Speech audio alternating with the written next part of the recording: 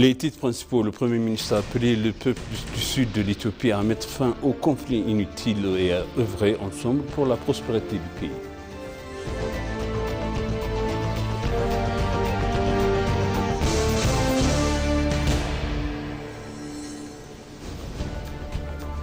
Le vice-premier ministre éthiopien Temesgen Turuna a lancé la troisième phase de la campagne nationale.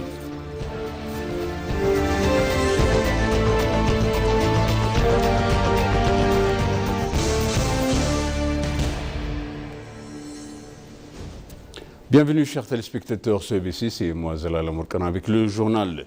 Le Premier ministre Abiy Ahmed a appelé le peuple du sud de l'Éthiopie à mettre fin aux conflits inutiles et à œuvrer ensemble pour la prospérité du pays.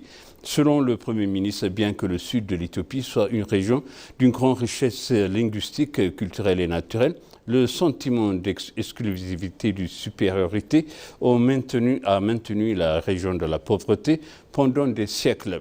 À cet égard, il a mis en garde les politiciens opportunistiques qui se proclament premiers de cette nation pour leur propre intérêt, mais qui, par leur inaction, sèmant la discorde, ne font que perpétuer la pauvreté. Le développement d'Arba Minch profite non seulement à Gamo, mais aussi à toute la région et à l'Éthiopie.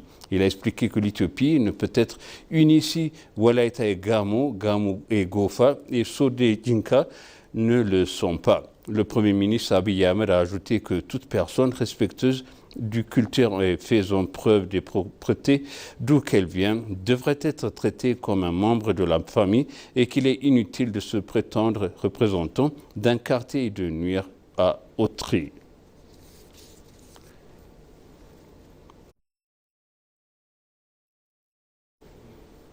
Le vice-premier ministre éthiopien Temesgen Turuna a lancé la troisième phase de la campagne nationale Éthiopie propre pour la génération future, affirmant que la protection de l'environnement est un enjeu majeur de développement, de sécurité nationale et de prospérité économique. Il a souligné que les projets d'aménagement des corridors et des berges mis en œuvre sous l'impulsion du Premier ministre Abiy Ahmed contribuent à rendre les villes plus propres, plus vertes et plus attractives, tout en favorisant le tourisme.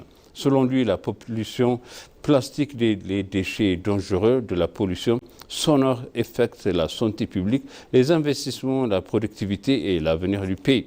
Forte du succès des deux précédentes éditions qui ont mobilisé des millions de citoyens, le gouvernement entend renforcer cette troisième phase et améliorer le suivi, les mécanismes de rapport et la coordination institutionnelle. Temesgen Turuna a souligné que le travail de l'autorité de protection de l'environnement et a appelé le gouvernement régional, les municipalités, le secteur privé, la société civile, les institutions religieuses, les femmes et les jeunes à s'engager pleinement. Il a conclu qu'un effort collectif est indispensable pour léger aux générations futures une Éthiopie propre, verte, saine, durable et prospère.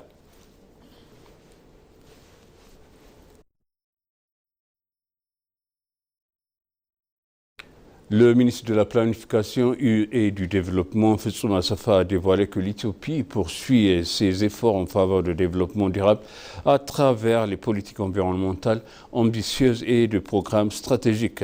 À l'occasion du lancement de la troisième phase de la campagne nationale, Éthiopie propre pour la génération future en présence du vice-premier ministre Temesgen Turuna, elle a souligné que cette nouvelle étape s'appuie sur les résultats des deux précédentes campagnes. Le directeur général à l'autorité de la protection de l'environnement, Lelsel Neme, a indiqué que les deux premières campagnes ont sensibilisé près de 70 millions de personnes.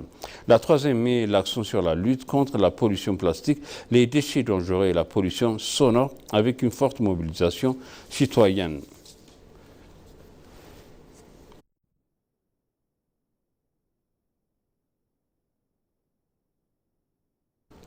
Les forces de défense éthiopiennes ont considérablement renforcé leur capacité grâce à un vaste programme de réformes organisationnelles et de modernisation engagé dans un contexte sécuritaire régional et international de plus en plus complexe, a expliqué le chef d'état-major, le maréchal Birhanu Jula, à l'occasion de la cérémonie de remise de diplôme du Collège de défense nationale éthiopien.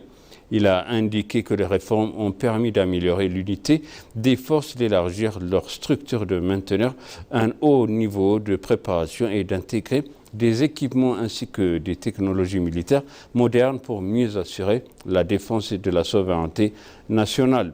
Le maréchal a souligné que les ambitions maritimes de l'Éthiopie imposent une vigilance accrue face à la dégradation de la situation sécuritaire en mer Rouge et dans la Corne de l'Afrique. Il a accusé certains acteurs extérieurs et groupes armés internes de chercher à déstabiliser le pays et à entraver ses objectifs stratégiques. Il a également insisté sur l'évolution des conflits modernes marqués par l'intelligence artificielle, les cyberopérations et les systèmes sans pilote, exhortant les nouveaux diplômés à mettre leurs compétences au service de forces armées.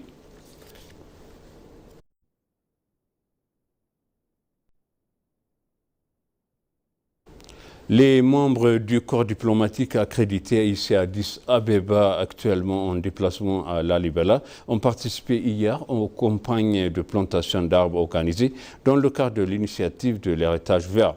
L'ambassadeur ainsi que les représentants des organisations internationales ont mis en terre des jeux arbres dans l'enceinte de célèbre église rupestre de Lalibela, classée au patrimoine mondial de l'UNESCO.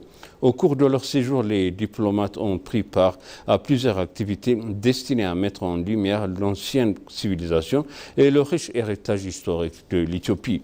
Cette visite associée à l'initiative Héritage Vert a également contribué à mieux faire connaître auprès de la communauté internationale l'ancienneté et le génie architectural et les immenses richesses culturelles de l'Éthiopie.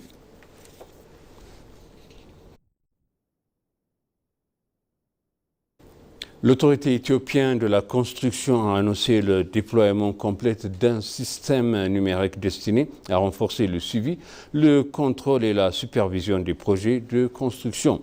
Selon le directeur général adjoint Moaz Bedrou, cette initiative s'inscrit dans la stratégie nationale numérique 2030 et vise à moderniser le secteur grâce aux technologies numériques développées en partenariat avec l'administration de la sécurité des réseaux d'information INSA, le plateforme baptisée Système d'information réglementaire sur la construction a démontré son efficacité lors d'une phase pilote avant son lancement à grande échelle. Elle permet de suivre le numérique et l'ensemble d'un cycle de vie des projets depuis les autorisations jusqu'à leurs achèvements, tout en facilitant la supervision des ressources et des opérations. Le système devrait améliorer le respect des délais, des budgets et des normes de qualité, tout en renforçant la transparence et en luttant contre les fraudes, notamment l'utilisation des faux documents.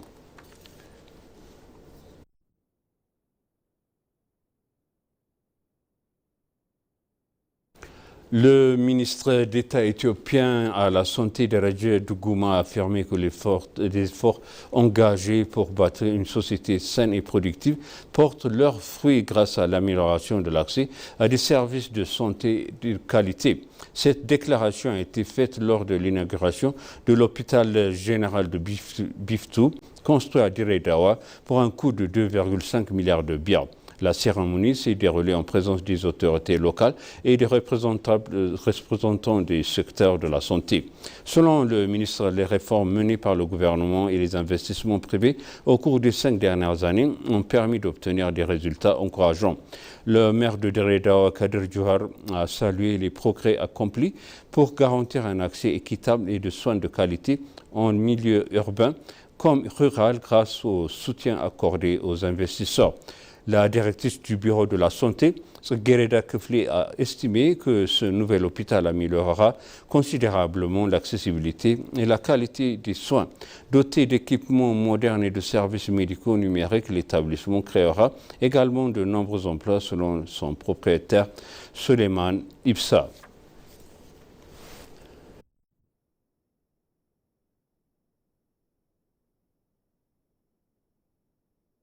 Et pour conclure le journal, au cours des 10 derniers mois de l'exercice fiscal 2018 du calendrier éthiopien, l'État régional d'Oromie a enregistré plus de 1,2 milliard de dollars grâce à l'exportation de café. L'Éthiopie a établi un nouveau record en atteignant pour la première fois de son histoire les 3 milliards de dollars américains recettes d'exportation de café. Il a été souligné que d'importants efforts ont été déployés dans la région pour accroître la productivité du café et renforcer sa compétitivité sur le marché international. Ainsi, plus de 183 557 tonnes de café ont été exportées de la région au cours des 10 derniers mois à l'exercice fiscal. Il a également été précisé que les recettes issues des exportations de café vers le marché étranger s'élevaient à plus de 1,2 milliard de dollars américains.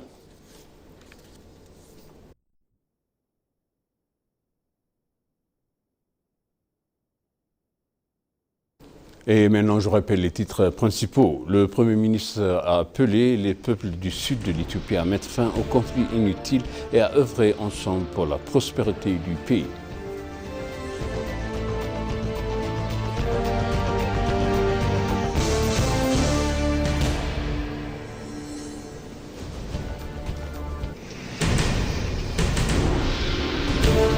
Le vice-premier ministre éthiopien Tamasgen Trona a lancé la troisième phase de la campagne nationale.